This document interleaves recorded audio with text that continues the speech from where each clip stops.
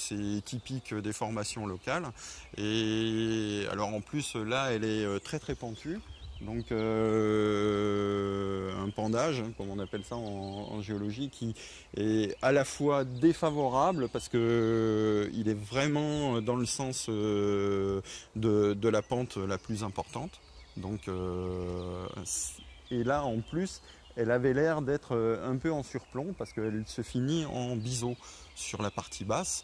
Et donc elle était quelque part un peu en équilibre instable depuis un certain temps. D'accord. Voilà. Donc, mais ça, c'est difficile à prévoir. Hein, Oui, parce que ce qu'on ne connaît pas, c'est l'adhésion ou le reste d'adhésion qu'il y a avec la dalle sous-jacente, quoi.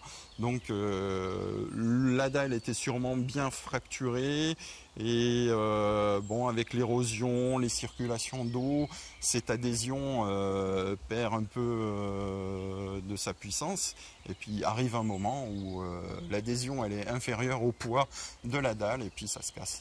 Voilà. Vous disiez, là on est sur le pied de la Chartreuse, donc du calcaire, et ça Oui. c'est quelque chose de classique, enfin, qui peut être en tout cas renforcé par des fortes pluies comme on a eu Ah hier mais soir, bien sûr, oui, oui. Hein, le phénomène érosif le plus important, c'est les infiltrations d'eau qui peuvent circuler entre les différentes dalles et donc réduire l'adhésion qu'il y a entre d'une dalle à l'autre, quoi.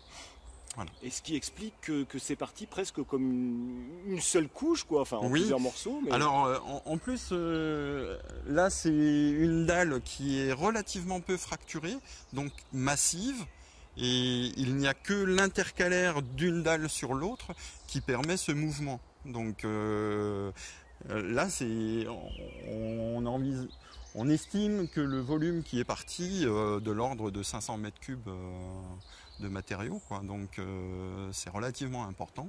Et voilà, alors c'est d'autant plus imprévisible parce qu'il y a relativement peu de fracturation et pour estimer le moment où la dalle va basculer, c'est très très difficile à prévoir. Donc c'est de la chance aussi parce que ça s'est produit en pleine journée. On sait qu'on est un jour férié, Voilà. que la Via Ferrata c'est un endroit qui est populaire à Grenoble. Tout et à on est fait. sur la Via Ferrata en plus. Là. On est sur la Via Ferrata.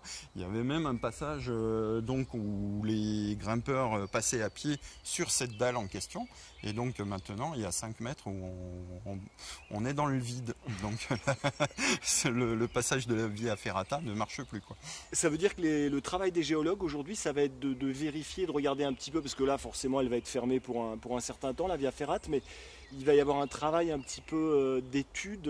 Oui, alors là je vais demander à un collègue qui est habilité en corde, qui va repasser pour estimer. Effectivement, il reste encore un dièdre de cette dalle qui est resté accroché en haut pour voir quelle est la chance de ce dièdre de partir d'ici peu ou pas. Alors moi je suis relativement optimiste. Mais malgré tout, il va falloir faire des travaux sur ce dièdre-là. C'est soit essayer de le faire tomber s'il est vraiment très instable, soit l'ancrer avec des barres d'ancrage comme il y en a tout autour du site. Donc là, il y a un arrêté de fermeture forcément pour la Via Ferrata. Oui, donc, pour un petit moment. Oui. Pour tous les